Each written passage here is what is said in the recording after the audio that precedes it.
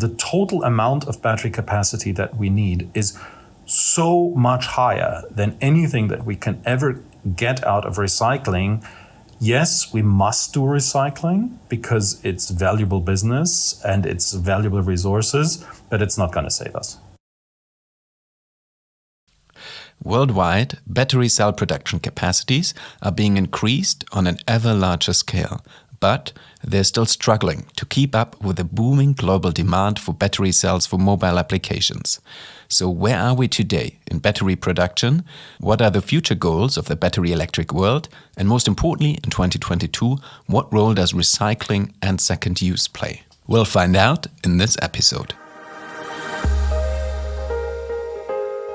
Welcome to the Smartery Podcast, a podcast for and with the creators of the new energy world. A world in which energy will be renewable, decentralized and digital, bringing together electricity, heat and mobility. Let us show you how we will get there and who will get us there. You're in for an absolute treat in this episode. My guest is one of Europe's leading experts on anything involving automotive. He started his career more than 25 years ago at Mercedes-Benz Cars. He's worked for PricewaterhouseCoopers and currently he's not only a teaching professor at EBS, but he is also an equity partner and leader of the automotive practice at Vindelici Advisors. I'm very pleased to welcome Christoph Stürmer. Glad to be here. Christoph, one of the most important questions, of course, always is, do we have enough lithium? Now, at the moment, apparently there was a new deposit discovered. Where else? In China, of course. And Wang Chuanfu, the founder and president of BYD, claims that they have enough lithium to produce 300 million electric cars annually. That does not sound like a scarce resource to me. What's your opinion on that? Chemically speaking, lithium is the lightest metal on the planet, and therefore it is also the most abundant metal on the planet when you look at it on an atomic level. However, lithium doesn't come alone or in sort of blocks, but it is, because it is so light, it tends to attach to other molecules. So it comes in the form of lithium carbonate, it comes in other chemical associations, and it tends to come in the form of salt with many other salts mixed in. So the biggest lithium reserve that we have on the planet is our oceans. But there it is very, very hard to cook out the lithium. So the kind of reserves that we're looking at are places on the planet where lithium is either highly concentrated because it is part of a very thick salty water mush, or because it is contained in other minerals and can be extracted from that.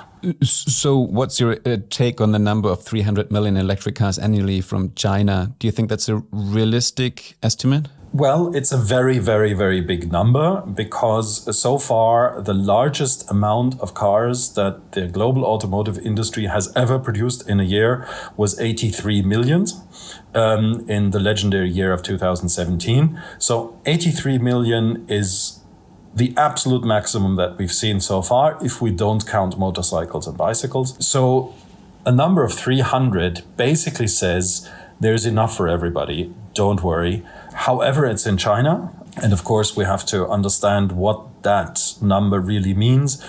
Currently, the greatest producers of raw lithium, or let's say the pre-products of lithium, are Australia, Canada to a certain extent, and then we hear a lot about Chile, but Chile's market share is actually not as big as it sounds in the press.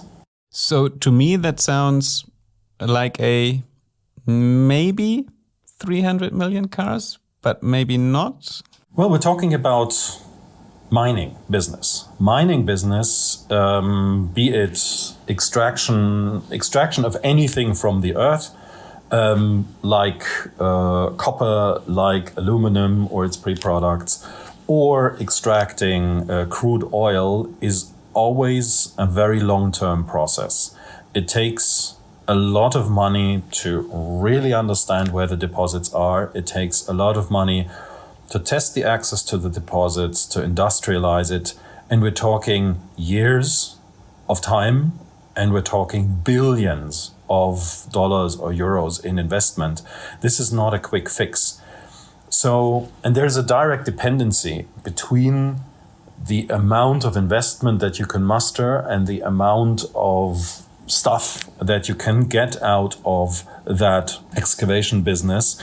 So the question is, 300 million is a geological potential, the exploitation of which depends very much on how much money, how much machinery can you get there to actually get it out of the ground. So there's two things I hear in this. On the one hand, it's a theoretical potential, and the timeline until we could tap into it is rather long.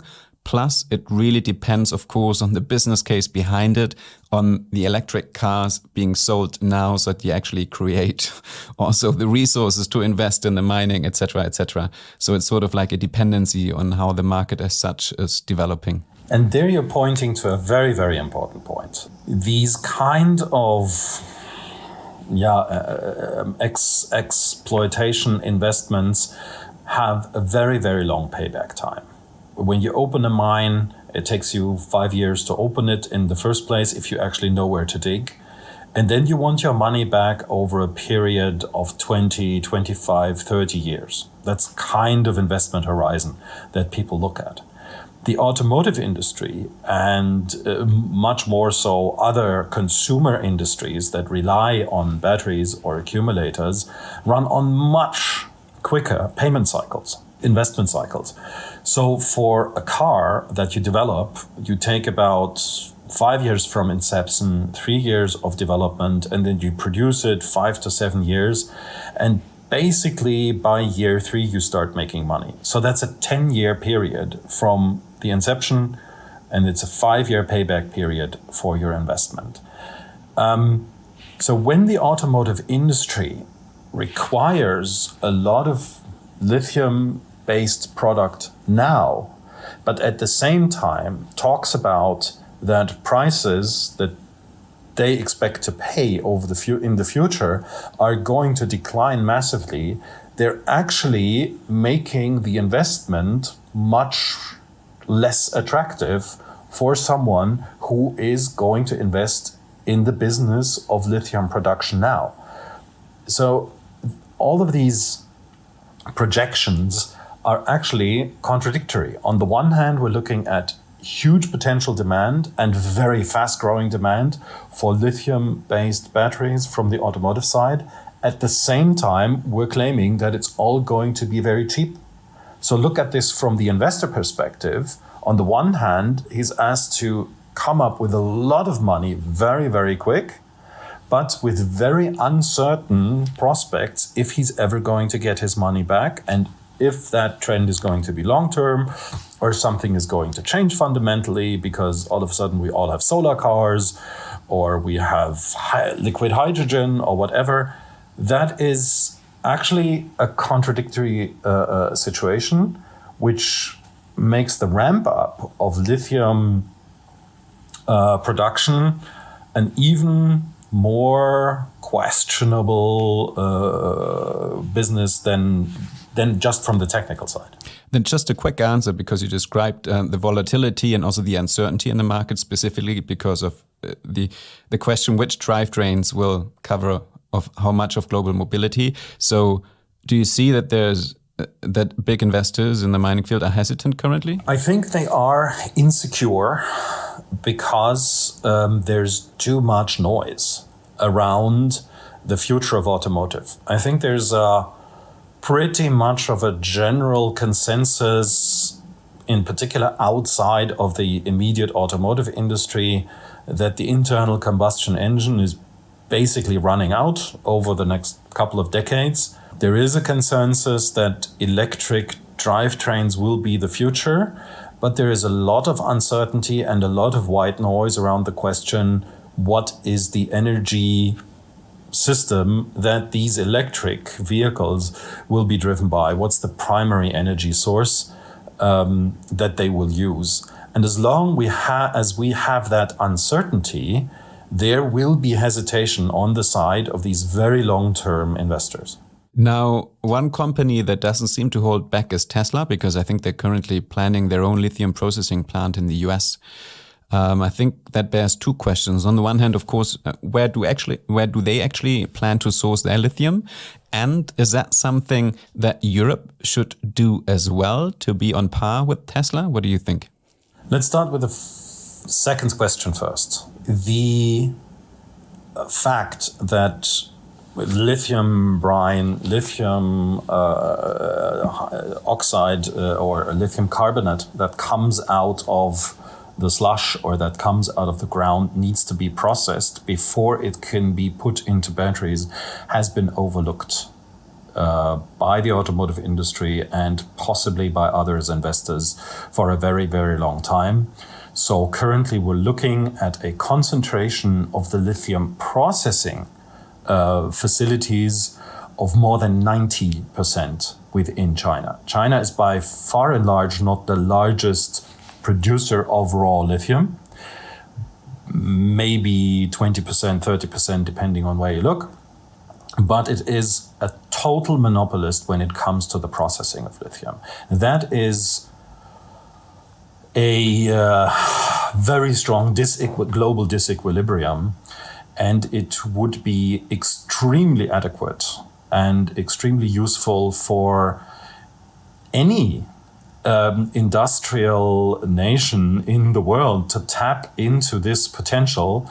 I would think there is a certain proximity of German industrial structures, Swiss industrial structures to that part of the business, because when we look at BASF, the largest chemical company in the world, their very genetics are primary materials, is the initial processing of materials and the making ready of raw materials for chemical processes. So they would be a natural candidate to actually invest in that very, very heavily. And where there's a monopoly, it always makes sense to attack it. Okay, this is interesting because I think, including me, that is a common misconception. We all, like as a non-expert, you always think that China has the lithium, but actually they do not have the monopoly on the raw materials, but they do have the monopoly on the processing bit. That's a very important distinction. So that already, eradicated some dangerous half knowledge, as we say in German here on my part. Now, lithium is one bit. And then, of course, there's a lot of other materials in the battery. Most of the time, currently, I think it's more around expensive cobalt and nickel. Another way to go seems to be iron phosphate or LFP batteries. What do you think of that? Are they equally interesting, or is it more a financial question to go for LFP? The NMC chemistry is a chemistry that was developed for consumer batteries because they are extremely light. They have a very high power density, or let's say structural density for containing lots of energy. They have a very high energy density, to say so. Funnily enough, one of the batteries with the highest cobalt content ever developed was an Apple battery. Because of its very high energy density, so that enabled the iPhone to be even flatter than any other phone. So they're trying to get rid of that chemistry. The chemicals used in the NMC batteries have been used because of their high power density. Tesla, of course, was the pioneer doing that. And they provide a possibility to put very, very high nominal charges in terms of kilowatt hour energy content into a car. The people that currently don't drive electric vehicles think it is very important to have very high power reserves in order to have a very high nominal single charge range.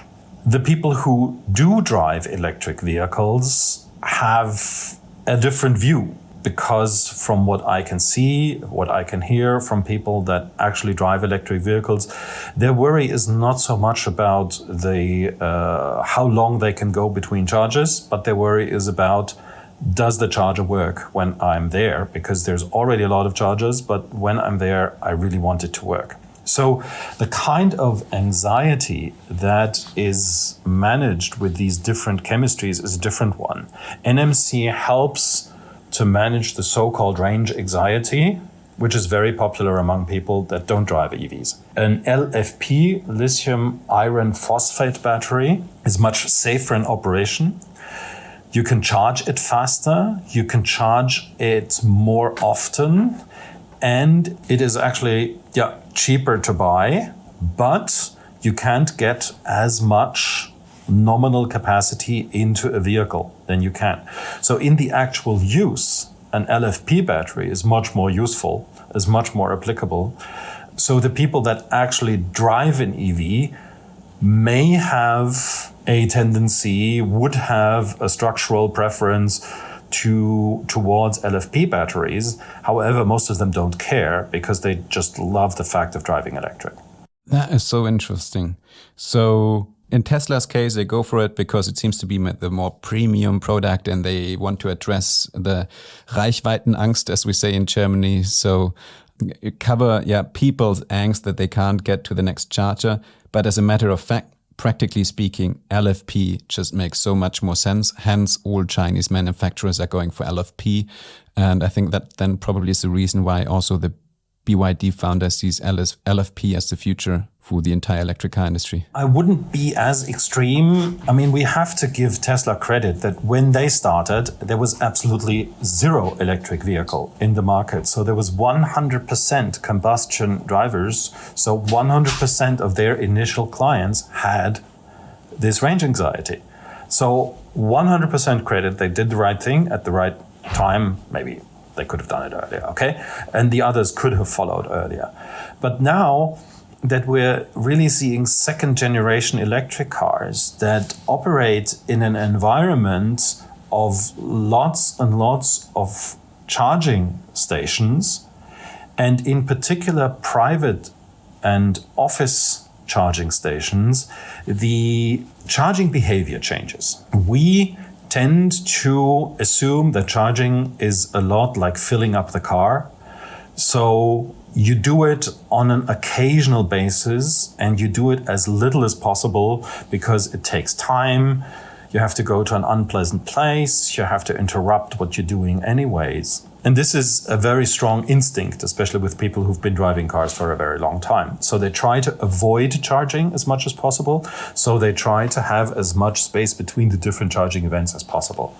However, charging is different. Charging is fundamentally different, especially when you charge at home or at the office or at the hairdressers or at the golf court or at the shopping mall. So ultimately, when you just imagine you had your own filling station at home, how big would you want the tank of your combustion car to be when you can fill at home every day? Every night you fill at home. So how much would you want to have as a tank? And this is the same kind of thinking that more experienced EV drivers apply. They basically say, what is the maximum number of miles that I'm possibly going to drive before my next break of several hours? That's the maximum capacity I want to have in my car. But then I charge more often, and I want to have a battery system that is more benign in terms of charging behavior rather than in terms of power content, which is something that speaks in favor of LFP. But I'm quite sure LFP is not the last word. We're still looking at more advanced chemistries. We're looking at totally revolutionary chemistries like iron air, nickel air batteries, which are completely different. We're looking at solid state batteries, so-called solid state batteries that don't have a liquid electrolyte anymore. So it is super dynamic. And whatever seems plausible today looks like yesterday's news, latest in half a year. That's so interesting, because that might mean that Tesla might even change also their strategy in regards to their MNC batteries currently, which also is a distinction to European manufacturers, that they do have, or they made it their core competence to build their own batteries.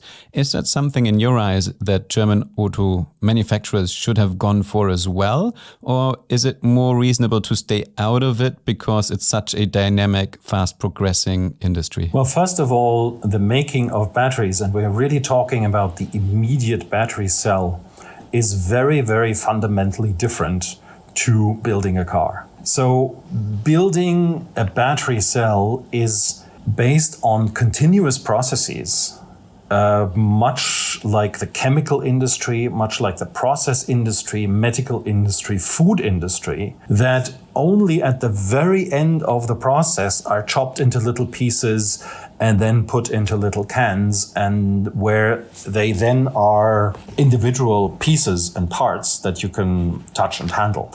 Before that, it's all continuous coil processes, it's continuous cooking of chemicals, which is something that the automotive industry as an industry is not very skilled in. However, they are super skilled in putting together ultra complicated machines with 3,000 to 5,000 parts in very high variety, in very high quality, depending on availability, going with the markets. That is a very, very sophisticated art to really handle these complex parts-based processes. That is so interesting, because usually it seems to be, copy Tesla as fast as possible to catch up with them. But there I hear that you distinctively would advise maybe to go another route, simply because it's much more effective and because there's such a big cultural change, and as a car manufacturer, just to stick to your guns and let other tap into the development of batteries. That's so interesting. And maybe even that might be an advantage, as when we come back to the question of MNC versus LFP, then as an automotive manufacturer, you're also much more flexible than Tesla will be in the next 5 to 10 years, since they own their MNC battery factories. Yeah, this weave or the cluster of the European automotive industry that is composed of OEMs and suppliers that supply to many OEMs and tier 2 suppliers that supply to many of the tier 1 suppliers is quite a unique structure, and it has very many mutual advantages. To try to shortcut this by vertically integrating loses a lot of synergy potential. It loses a lot of scaling potential. But if you exchange it with something that actually works on a low scale, maybe it's worth the money. Now, you mentioned earlier that the battery prices are going to go down in the future, at least that's a prediction. What's your expectation? When will we see a significant reduction in costs? And what would be the main dependencies on costs going down? Well, if we look at the process of producing a battery cell and producing a battery system from the raw lithium, at the moment, I would think that about 30% of the total cost is in the chemical processes, from the raw pre-products for lithium until you have the so-called CAM, cathode active material, that you can actually use to build a battery cell from. Then another 20% of the process cost goes into the actual production of the cell, of which almost 80% is pure energy cost for drying the cathodes after they have been coated with the reactive material.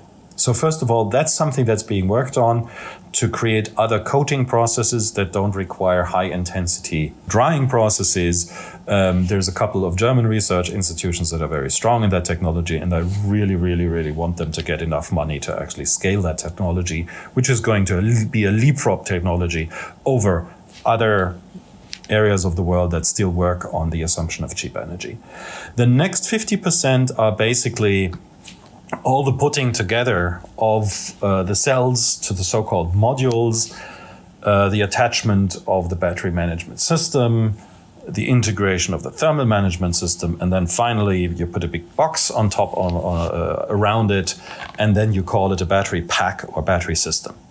Those are, of course, processes that in the last couple of years were executed on a very low volume basis, experimental basis, lots of manual work, lots of different varieties. There we're going to see a lot of automation, robotization, intelligent manufacturing, etc. So we expect about half of those process costs after the cell has been produced to be reduced as well. So if we add that together, sort of the processes that are today executed after the production of the cathode active materials may be reduced by 50% in their value. And the rest truly depends on the fact of how expensive is it to produce that cathode active material. And that's raw processes. It's excavation, it's concentration, it's cleaning, it's refinement. We don't know actually how that is going to develop over time. The assumption was that it would all become much cheaper because there would be bigger investments and there would be higher industrialization and it would all become cheaper. However, it hasn't. I guess also one trend that works against it is that energy prices are just roaring, and you obviously need energy when excavating. You need to drive and power your machines.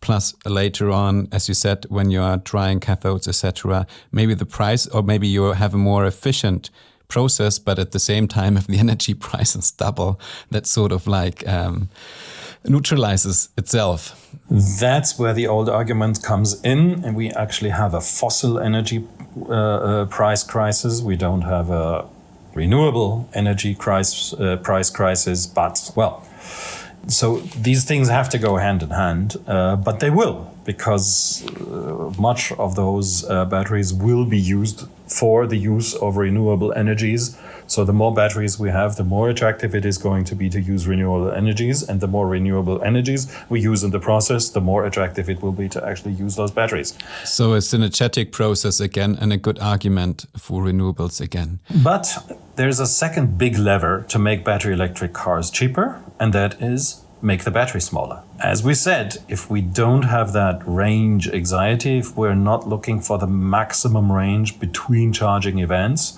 we don't need 100 kilowatt hours, and we may even not need 80 kilowatt hours, but we can live with 50 or 40 kilowatt hours, especially when vehicles become smaller, become more lightweight, become more apt to urban mobility. And then all of a sudden, the price for the whole system halves because it's only half as big. And then we can also afford the LFP chemistry in certain variations, or future chemistries that are more apt to more frequent charging than they are apt to containing the maximum of energy. So it's sort of an evolutionary system where we have many moving parts, which of course makes it very hard for the automotive industry because they love to plan 10 years ahead, but with so many moving parts, it's actually quite difficult to plan 10 years ahead. I mean, making batteries smaller sounds so reasonable, specifically if you have more charging stations, if the driving behavior changes. And on top of that, maybe if finally in the future cars will be shared more often, then you also do not depend on your own individual car needing to cover any use case. But as you mentioned, that's still in the stars, the decision for that. Now, earlier you said that it really is a decade-long process to build mines and to get the investment back. Is recycling an opportunity to actually shortcut that process? And as we see more and more batteries out there, do you think that battery recycling, getting the raw materials out there, is viable? The short answer is no. The long answer is yes, you absolutely need to make sure that you recycle any battery that falls out of use because it's broken, because it's defective, because the car had a crash that it's used in. So we absolutely need to make sure not to lose any of those precious metals and materials that go into the battery systems, especially today, the clumsy first generation battery systems that we have. There's a lot of stuff to get out of them. However, there's two reasons why it's not going to help us. First of all, a good battery is not going to have just one life cycle of maybe 7 to 10 years in a car, but it's going to have a second life cycle of maybe 10 years as a solar or industry backup, actively used battery with daily charging cycles. And then if it's still good, it can still have a third life as sort of a backup power supply with just standing there and waiting for the one blackout that the battery will then have to bridge, and then it will be burnt up, and then it can go to recycling. But until then, it can sit there for another 5-10 years and just wait for that one blackout to cover. So if we're smart, and if we're really looking after the batteries, if we have good battery management systems, the majority of the batteries that we employ today is only going to come back for recycling in 20 years, in anything between 20 and 30 years time. By that time, the total amount of new new batteries that we're going to need is anywhere between 10 and 50 times higher than we have today. So on the one hand, they'll come back late if they don't break. They'll come back much too late. And the second one is the total amount of battery capacity that we need is so much higher than anything that we can ever get out of recycling.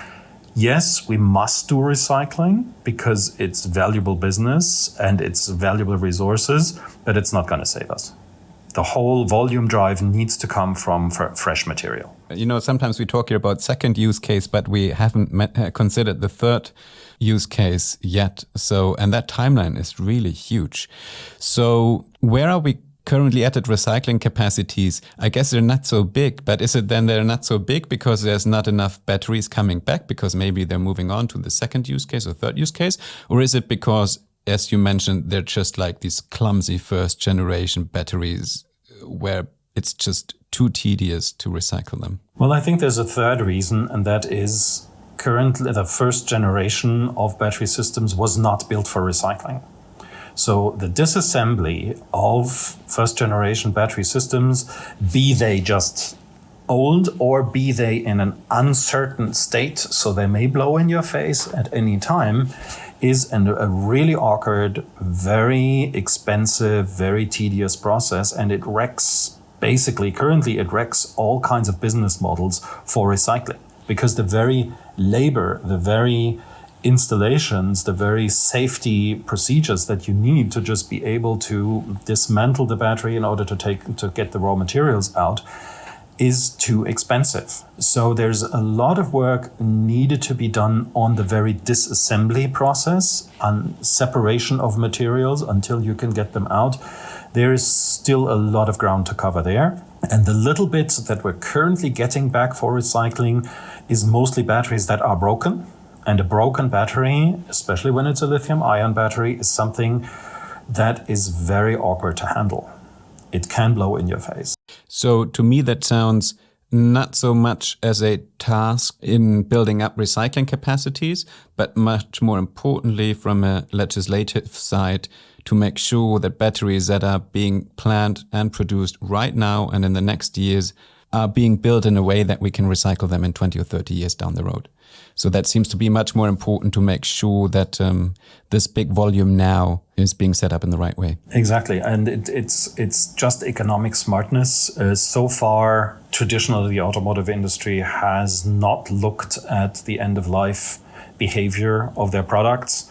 Even after regulations were supposed to sort of nudge them in the direction, it's still basically build and forget and let someone else pick up the rubble. I guess it's also just a timeline that a company that's usually governed by 5 years cycle from the management board, it's probably beyond their scope to set up a business case where they might actually get a refund for the battery 10 years down the road. Yes, totally so. But on the other hand, we have been building up big recycling industries outside of the automotive industry. The merging of the two, the combination of the two could actually be very, very powerful, and regulators are already stepping in, especially in Europe, with the so-called battery pass. Every battery system is going to get its own license plates with a trackability, traceability, where it's going, how it's being used, and an absolute requirement to make sure that at the end of its life cycle, it is properly scrapped. Otherwise, it's going to get very expensive. Last question. How does the warranty change? Because I guess as a car manufacturer, usually they hand out an 8 years, sometimes 10 years warranty or 1 million kilometers. That should cover usually the first use case. What happens then at the end of life? Do they just sign out of that, hand it over to whoever then gets the battery? Well, you still have that battery pass. So the original seller of the battery still has a responsibility to make sure that it doesn't end up in any landfill. So there's sort of a soft responsibility to make sure that after the first life cycle, it is handed over to the next life stage in a controlled and trackable, traceable manner. If that is going to work, we don't know yet. The prerequisites are there. Let's see. But there's money to be made. There's money to be made. For whoever apparently makes sure to think in a very systemic way beyond their own company borders, so to say, and whoever is able to think really long term. Thanks so much, Christoph. Wow, that's really been a deep dive, almost a masterclass, I would say. One sentence, what's the most important or significant thing we need to set our sights on for the next years? Don't distract. Get the technology out there so that the entire ecosystem of storage and renewable energy generation can actually work. It's actually an accord between wind, solar, and battery that's going to make the energy transition work. And only with that energy transition, also the mobility transition can work. So don't distract, keep all other alternatives down, keep them in the lab, but concentrate, focus. It must be electric, at least for this decade. At least for this decade. Usually I do a wrap-up at the end of the episode, but I think that already was a very brilliant closing statement. And it just makes clear how much it is an ecosystem and how much electrification or renewables also drive electrification of mobility and vice versa, and how it all makes sense if you put it together, creating those amazing synergies you described. Thanks so much, Christoph. It's been an immense pleasure having you on the podcast. Thank you.